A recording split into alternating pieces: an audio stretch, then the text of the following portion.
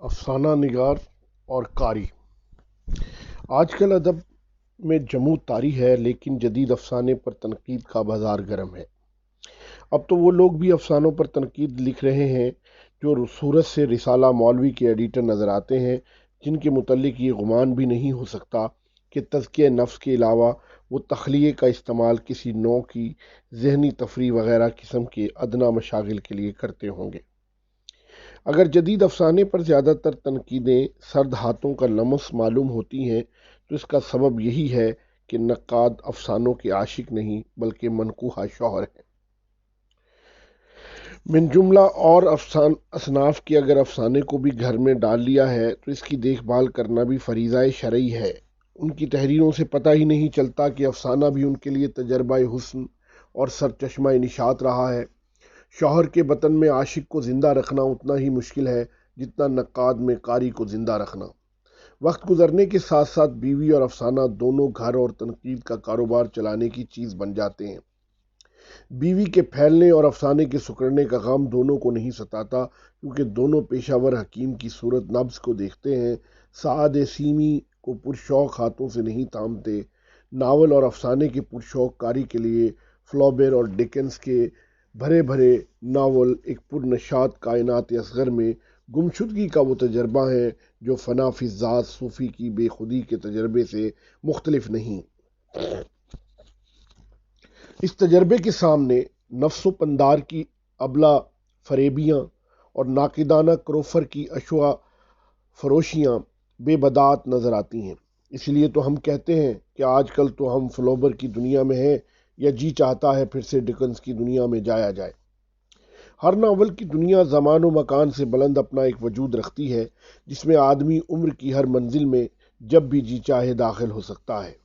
George elite اور Tolstoy کا وہ ناول جو انگلینڈ اور روس کی سرزمین پر آج سے 100 سال پہلے لکھا گیا تھا، ایک ہندوستانی قاری کے لیے جتنا 24 سال کی عمر میں تازہ کار تھا، 64 سال کی عمر میں بھی اتنا ہی حیرتناک اور پرنشاط رہتا ہے۔ قاری کے لیے صرف تیاری شرط ہے، اور اس تیاری کے لیے ذہن کو غیر ابر آلود کرنا ضروری ہے، تاکہ آدمی بچہ بنے بغیر بچے کی اس معصومیت کو پالے جس کے بغیر، جیسا کہ انجیل میں کہا گیا ہے، آدمی مملکت خداوند میں داخل نہیں ہو سکتا۔ گھر کی الجھنوں اور تنقید کے الجھاؤں میں جکڑا ہوا آدمی نظر کی اس پاکیزگی سے محروم ہو جاتا ہے جو دنیا افسانہ کی سیر کے لیے ضروری ہے۔ ذات سے غیر ذات کی طرف اس پرشوق کا کوئی نشان تنقید کے شوہروں کے بہی خاتے میں نظر نہیں آتا۔ عموماً یہ کہا جاتا ہے کہ ہمارا مزاج افسانے سے زیادہ شاعری کی طرف مائل رہا ہے۔ حقیقت اس کے برعکس ہے۔ ہندوستان صدیوں سے کہانی کا گہوارہ اور کتھاؤں کا ساگر رہا ہے۔ وہ چند تہذیبیں جنہوں نے ڈرامے کو فروغ دیا، ہندوستان ان میں بھی پیش تھا۔ یہاں کے مذاہب کی تعمیر رزمیہ قصوں اور پورانک کتھاؤں پر پر ہوئی ہے۔ قصے کہانیوں کی دنیا میں جینا ہر ملک کے آدمی کی فطری اور نفسیاتی ضرورت رہی ہے۔ لہٰذا ہم کسی ایسی تہذیب کا تصور نہیں کر سکتے جو کہانیوں کے سرمایے سے محروم ہو۔ سائنس اور عقلیت پسندی کے ہاتھوں دنیا بدلی، تب بھی آدمی کی کہانیوں کی ضرورت میں کوئی کمی نہیں آئی۔ چنانچہ قدیم اساطیر، رومان اور داستانوں کی جگہ ناول اور افسانے نے لے لی۔ پچھلے 200 سال سے ناول انسان کی تخیلی اور تہذیبی زندگی کا سب سے طاقتور عنصر رہا ہے۔ کسی زبان میں فکشن کی اس کم مائگی افلاس اور انحطاط کی نشاندہی کرتی ہے۔ اگر شاعری میں بھی ہم نظم پر غزل کے غلبے کو دیکھیں اور غزل پر لکھی گئی تنقید کی فقیہانہ موشگافیوں پر نظر کریں تو ہمیں محسوس ہوگا کہ ایک معنی خیز اور تازہ کار تخلیقی، تخیلی اور تہذیبی زندگی کا سودا ہم نے کیسے استادانہ کرتبوں اور زبان و بیان کی سرد اور بے جان ماہرانہ موشگافیوں سے کیا ہے۔ ناول اور افسانے کی کمی کو ناول اور افسانہ ہی پوری کر سکتا ہے۔ شاعری دو آتشہ سہی، لیکن پیاس شراب سے نہیں پانی ہی سے بجھتی ہے، اور اس لیے ناول کا قاری کلزم آشام ہوتا ہے، اور جس طرح ہم نہیں جانتے کہ زندگی بھر ہم نے کتنا پانی پیا، اس طرح ہم یہ بھی نہیں جانتے کہ ہماری زندگی کتنے ناولوں اور افسانوں سے سیراب ہوتی ہے۔ جدید انسان کی چند ایسی جذباتی ضرورتیں ہیں جو پہلے اساطیر، مذاہب، فلسفہ اور تاریخ پوری کیا کرتے تھے، آج یہی ضرورتیں ناول پوری کر رہا ہے۔ اور اس معنی میں ناول تاریخ بھی ہے اور مابعد الطبیعیات بھی، فلسفیانہ سرگرمی بھی ہے اور اسطورہ سازی بھی۔ یہ ضرورتیں پوری نہ ہوں تو زندگی نہایت ہی تشنا کام گزرے۔ لیکن ہم اردو والوں کا تو باوا آدم ہی نرالا ہے، شاعری کے ایسے قدا خار ٹھہرے کہ پانی سے سگ گزیدہ کی طرح بھاگنے لگے۔ غزل کے ایک شعر میں پورے افسانے کو رقص کنا دیکھ لیا۔ جس طرح ہم نے ڈراموں کے بغیر جینا سیکھ لیا تھا، اسی طرح ناولوں کے بغیر بھی جینے کی عادت ڈال لی۔ اگر جدید افسانے کا پانی اس طرح تجریدیت کے صحرا میں مرتا رہا تو وہ دن دور نہیں جب ہم افسانوں کے بغیر بھی جینا سیکھ لیں گے۔ نقادوں کا کیا ہے، اگر افسانہ بالکل ناپید ہو جائے تب بھی 500 صفحات کی کتاب اس موضوع پر لکھ ڈالیں گے کہ ہمارے یہاں افسانہ کیوں نہیں۔ نقاد دعوت کام و دہن پر قناعت نہیں کرتا بلکہ کھانے کے بعد ڈکراتا بھی ہے، اور غذا ثقیل الہضم ہو تو گرجتا بھی ہے۔ لیکن اب تو تنقید بھگارنے کے لیے بھی سبزیاں نہیں ملتی، کیونکہ علامات اور استعارات کے کارخانوں سے جو کیمیائی کھاد پیدا ہوئی ہے اس نے دنیا افسانہ کے وافر حصے کو بنجر بنا دیا ہے۔ بیج کھاد ہی میں فنا ہو جاتا ہے اور برگوبار پیدا نہیں کر پاتا۔ اللہ سبزی خور کو ہمیشہ سبزی نہیں دیتا، اس لیے نقاد کو ایسی سبزیوں پر بھی گزارا کرنا پڑتا ہے جن میں کیڑا لگ گیا ہو۔ ایسے وقت میں تنقید بھگارنے کا کام کیڑا نکالنے سے مختلف نہیں رہتا۔ ستم ظریفی دیکھیے کہ جدید افسانے کا کریلا نہ کڑوا رہا نہ نیم چڑھا، بلکہ شاعری کے شہتوت کو جا چمٹا اور صفات شکرگندانہ پیدا کر لیں۔ وہ نقاد جو سبزی پکانے کا کام بھی سبز باغ دکھانے کے انداز میں کرتے ہیں، وہ کریلے کی ہڈیاں میں ڈالتے تو ہیں تنقید کے مانوس مسالے ہی، یعنی تکنیک، اسلوب، اسطورے، قانون، مرچ اور دھنیا، لیکن جو پکوان پلیٹ میں پیش کیا جاتا ہے وہ کریلے کا ساگ نہیں بلکہ کریلے کی کھیر ہوتی ہے، جس سے زبان کی چاشنی کا لطف اٹھاتے ہیں۔ چونکہ پکوان کے اس کرتب پر ہمیں اختیار نہیں، اس لیے ہم اپنا 1.5 اینٹ کا چولہا الگ بنا رکھا ہے۔ اس چولہے کے پاس بیٹھ کر کبھی کبھی خیال آتا ہے، اے وائے حسرتا، کاش ہم بھی شاعر ہوتے تو میاں نذیر کی طرح نہ سہی کہ جس دور میں ہم رہتے ہیں اس میں نہ کبیرہ روتا ہے نہ بنجارہ گاتا ہے۔ حضرت جوش ملی آبادی کی طرح منڈکوں کا جلوس قسم کی نظم لکھ کر چھٹکارا حاصل کر لیتے، لیکن نقاد ہوئے تو سنجیدگی بھی لازم آئی، جس کا پہلا سبق یہ تھا کہ صفحہ وقت پر نقش دوام ثبت کرو۔ تنقیدی مضامین کو دیکھتا تو ان کی عمر گریزپا اور جوانہ مرگی عبرت دلاتی کہ کم از کم مضامین کو ان افسانوں کے 40ویں تک تو جینا چاہیے تھا جنہیں حیات جاویداں عطا کرنے کے لیے وہ لکھے گئے تھے۔ چنانچہ تومار نویسی کو شعار بنایا کہ قبر کچی ہی صحیح، اگلی برسات تک تو اس کے آثار نظر آتے رہیں گے کہ نئے برساتی کیڑے اپنے گورکن آپ پیدا کرتے ہیں۔ جہاں سپاری کا یہ حوصلہ فدوی میں پیدا نہ ہوا کہ 2 صفوں کا کفن باندھے، لیتھوں کے پتھروں کے بھی دم توڑنے کے لیے روانہ ہو گئے۔ فنا کی طاقتوں پر اپنا کوئی اختیار نہیں، لیکن زندہ رہنے کی صحیح لا حاصل کی داد چاہوں گا کہ مضمون کی کتابت سے پہلے کاتب اپنا وصیت نامہ تیار کر لیتا ہے۔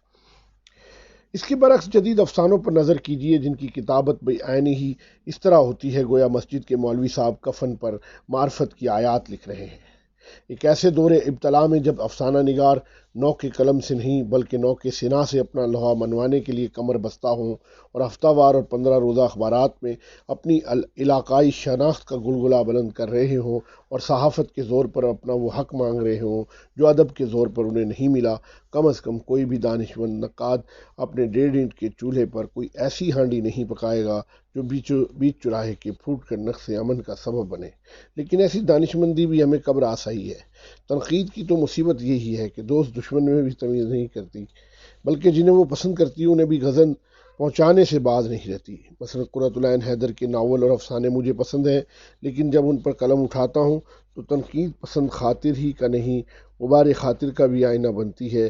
سنا ہے آخر شب کے ہم سفر پر میری تنقید سے وہ قبیدہ خاطر ہوئی تھیں، اگر ایسا ہے تو مجھے افسوس ہے۔ خیر میں اس کی تلافی عبد المغنی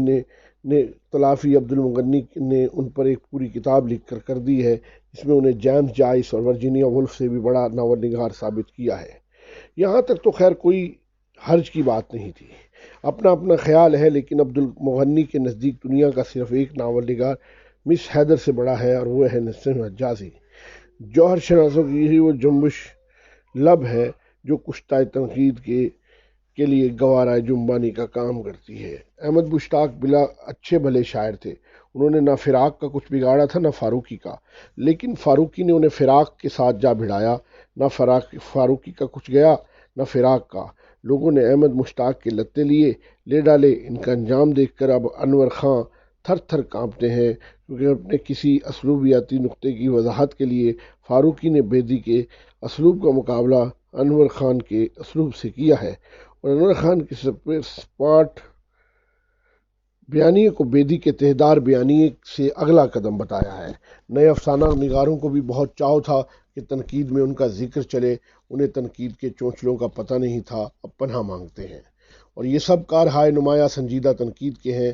میں سنجیدگی کی قدر جانتا ہوں، پہچانتا ہوں، کیونکہ جو چیز آدمی کے پاس نہیں ہوتی اسی کی قدر وہ زیادہ ہی کرتا ہے۔ میں خوب جانتا ہوں کہ جراح کے لیے سنجیدگی ضروری ہے، لیکن کیا کیا جائے، ہمارے اکثر لکھنے والوں میں ناقص عضلات اور فضلات کا ایسا بکھیڑا ہوتا ہے کہ جراح کے نشتر کا استعمال بھی قصاب کے بغدے کی طرح کرنا پڑتا ہے، اور اس ناگوار صورتحال کو جو چیز گوارا بناتی ہے وہ اکثر و بیشتر ایک فکرے کا کسا ہوا جھٹکا ہوتا ہے، جس کے ساتھ الجھے ہوئے افکار کی 10 سے گانٹھ مرتبان میں لڑک آتی ہے۔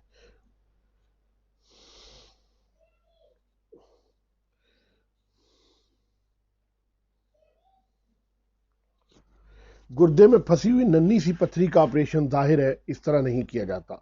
وہ نکات جو گانٹھ اور گردے کے فرق سے واقف نہیں، وہ رگ گل کو بگدے سے کاٹتے ہیں، اور یہ بش شکن تنقید کا شیوا ہے، یا نشتر کا استعمال برگد کی جٹاؤں پر کرتے ہیں، جو بت پرست تنقید کا شعار ہے۔ چونکہ یہ دونوں کام سنجیدگی سے کیے جاتے ہیں، اس لیے ان شعائر سے الگ کوئی اور طریقہ اپنانا تنقید کی متانت کو مجروح کرتا ہے۔ آپ دیکھ سکتے ہیں کہ بعض حالات میں مسرخگی سچائی اور ایمانداری کی آخری پناہ کیسے بنتی ہے۔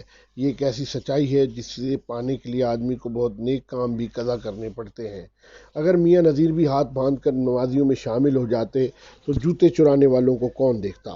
ظاہر خدا دیکھتا اور مسکراتا۔ بس میاں نذیر کو یہی بات گوارا نہیں تھی کہ بندہ مجبور و محقور سے خدا اس کے مسکرانے کی سعادت بھی چھین لے۔ وہ جانتے تھے ایسا ہوا تو خدائی ہٹلریت میں بدل جائے گی۔ آمروں کی سلطنتوں میں لوگ ہنستے نہیں، ساواک اور سیوک، گستاپو اور رضاکاروں کے کیل لگے جوتوں کی آہٹ پر چہرے زرد ہو جاتے ہیں اور آنکھیں پتھرا جاتی ہیں۔ اس کے برعکس خدائی گستاپو، چاہے کاتبین ہوئے یا نقرین، اسرافیل ہوئے یا عزرائیل، سب کی آدمی نے کیا گت بنائی ہے۔ میاں نذیر کی تان پر فرشتہ موت تو ایسا بنجارا بن گیا جس کا تماشا دیکھنے والے لوگ شہر کے سقف و بام پہ امنڈ آئے۔ نہیں صاحب، یہ مسکرانے کا حق میاں نذیر کبھی چھوڑنے والے نہیں۔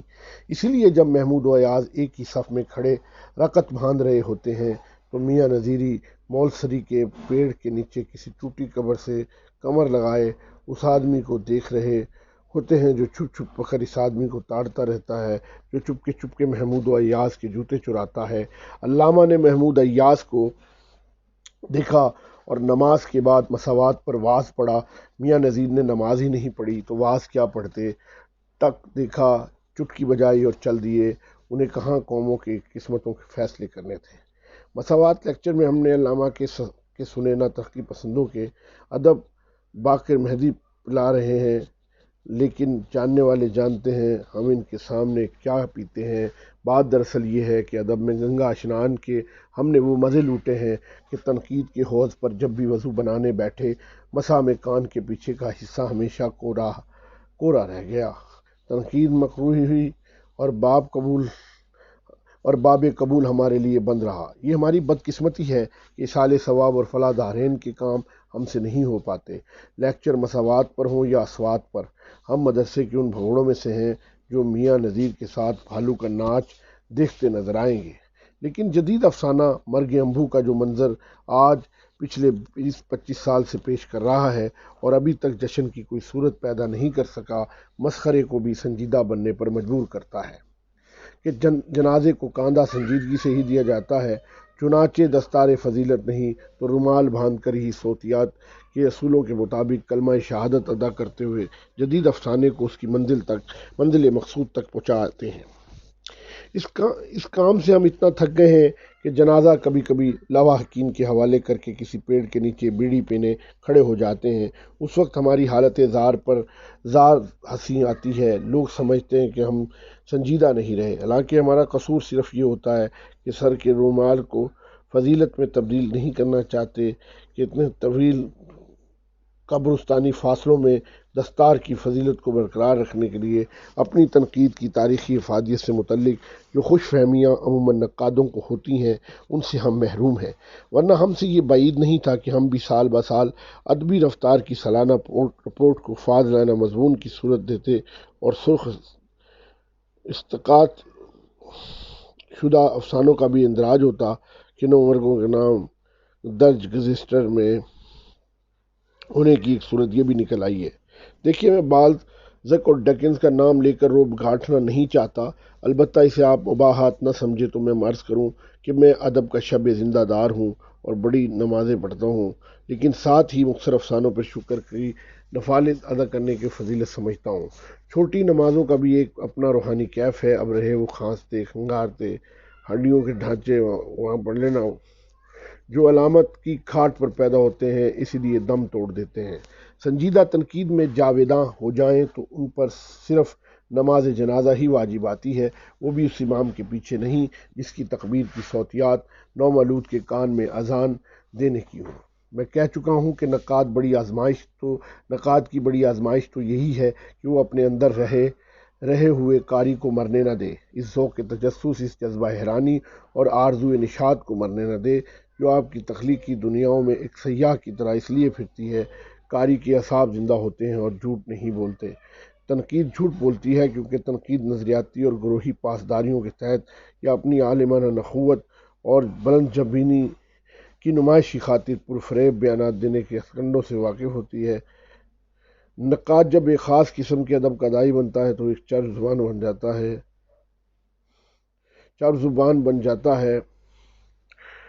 چرب زبان سیلز مین کی طرح اپنی برانڈ کی تعریف کرتا ہے۔ نقاد اور قاری کا رشتہ سیلز مین اور کنزیومر کے رشتے میں تبدیل ہو جاتا ہے۔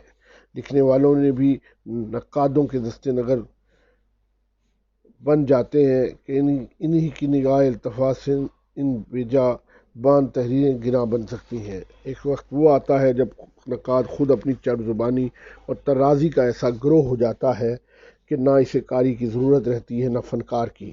جنس بکے یا نہ بکے، افسانہ چلے نہ یہ چلے، بہر صورت اس کا قلم چلتا رہتا ہے۔ خود کام تنقید کو ادب تک کی ضرورت نہیں رہتی، وہ بولتی رہتی ہے۔ ادب کے حوالوں کے بغیر، ادیبوں کے ذکر کے بغیر، تاریخ، فلسفہ، تہذیب اور معاشرتی علوم وطن کے بغیر یہ تنقید ادب نہیں بولتی، صرف تنقید بولتی ہے، اور ایسی زبان میں جو اس کا جارگون کہلاتی ہے۔ تنقید کا فکشن برانڈ کی تعریف نہیں بلکہ شے کی صفات اور خصوصیت کا تعین اور محاکمے سے ہے۔